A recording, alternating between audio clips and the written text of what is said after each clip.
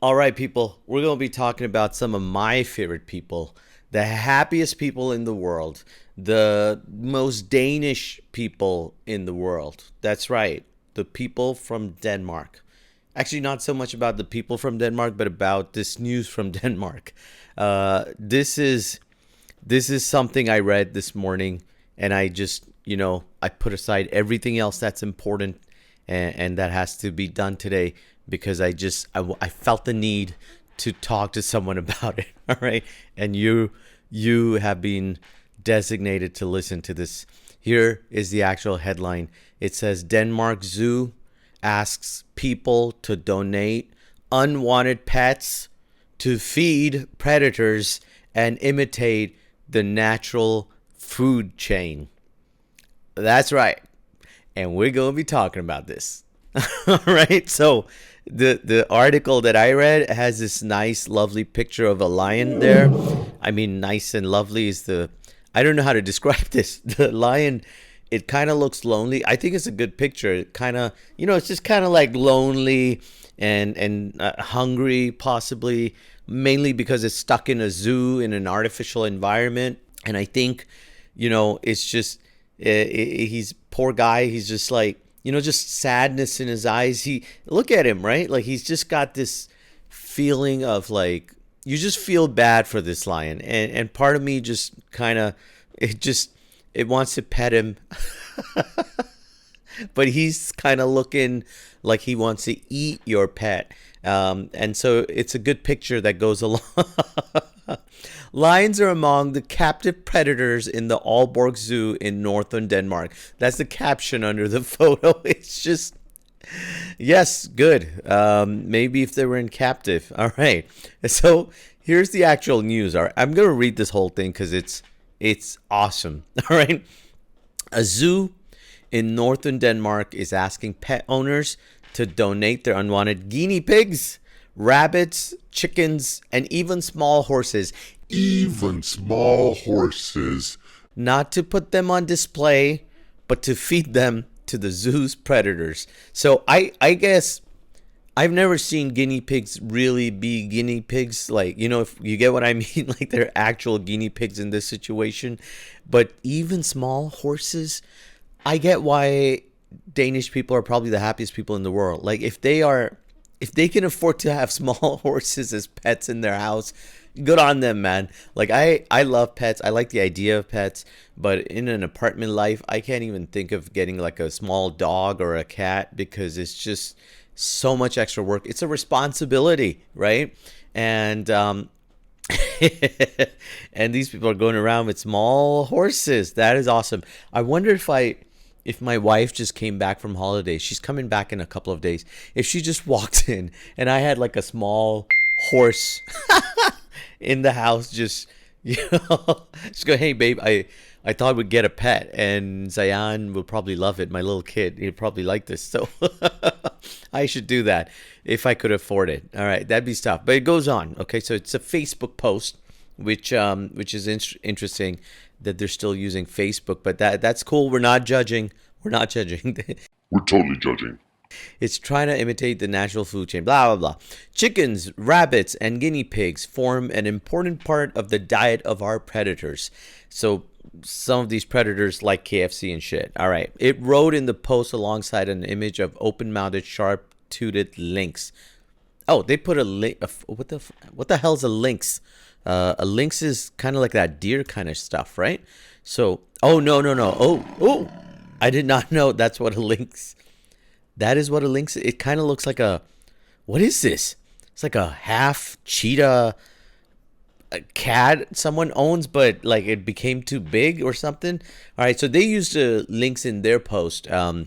This article just used a lion instead. They went one better. So that way it goes on, the post goes on, that way nothing goes to waste and we ensure natural behavior, nutrition, and well-being of our predators. Maybe not the well-being of the other animals. The zoo's sad. The zoo added this bit. Okay. And we ensure natural. This is This is one of those crazy human things we do where we create these artificial problems, and then we have to kind of go, we got to make it more like nature and natural, because otherwise this doesn't work. And then in that artificial environment, they're trying to recreate this shit when we didn't just, if we just stop, we didn't touch it. I'm not completely anti-zoo. I get, like, there's probably some benefits of doing a humane zoo of some kind, but way too often. All right, okay, let's keep going, man. I love this bit. Okay, here we go. Concentrate, Sal. Okay, on his website, the zoo said, so they also use their website, the donated animals will be gently euthanized by trained staff before being served up as food. Sorry. This is horrible. I should not be laughing at this. And it's just part of what makes us human and animals and in the animal kingdom. But gently euthanized. I love that. What are they doing? Are they kind of like just petting the guinea pig as they inject it and put it to sleep? And what is the violent euthanizing situation? Is that actually happening out there? Like there's just these mad vets with like long injections and just attacking the animals and going, this is not a gently euthanized shit that we're doing by trained staff. This is great. It's the wording before being served up as food. Oh, the zoo is home to carnivorous predators such as the lynx, Sumatran tiger. Yeah, show offs. All right. The zoo's request has drawn lively debate online, with some protesting the idea of turning pets into prey and others praising the zoo's efforts to maintain natural feeding behavior. So you guys out there, some of you think this sounds good. The zoo claims, right? Like it claims that it's been going on and is common practice in Denmark. Danish people, man. Danish people. We're going to come back to common practices of Danish people in a second, but for many years, this is the deputy director going. For many years at the zoo, we have fed our carnivores with smaller livestock. Yes, of course you have to. When keeping carnivores, it is necessary to provide them with meat, preferably with fur bones, etc., to give them as natural a diet as possible. Oh man. It's like, it's not cooked. It's just like, we kill you, we throw you. Oh, when you hear these things out loud, it sounds insane. It sounds horrific, but I know that's how we live. I'm not a vegan. I have tried once in my life to be a vegan. It's not happening, but it goes on. Therefore, it makes sense to allow animals that need to be euthanized for various reasons to be of use in this way. That is the only point where I go, maybe they're on to something. If your pet had to be put down and then it was done, it's probably like a good way to take care of nature, feed it back into nature. It reminds me of how there's this phenomena, or not phenomena, like this thing I read about how if you get buried, you can have your self buried under a tree or a plant, and then that plant grows from the nutritions of your body, and you give back to the world. So in that context, this sounds beautiful, but try explaining that to little Timmy, whose dog has just had to be put down. And just telling him, listen, we're gonna put your dog into the zoo, and then a lion's gonna eat that dead body. We're not gonna bury it. It's just gonna rip. It sounds they're missing the point that pets mean something to the people who had them. I think that part is just completely like forgotten. But then, is it the same as like me donating my body parts to other people after I die, so they can live on? Is it a beautiful... I don't know. I actually don't know where I stand on this. In Denmark, it goes on.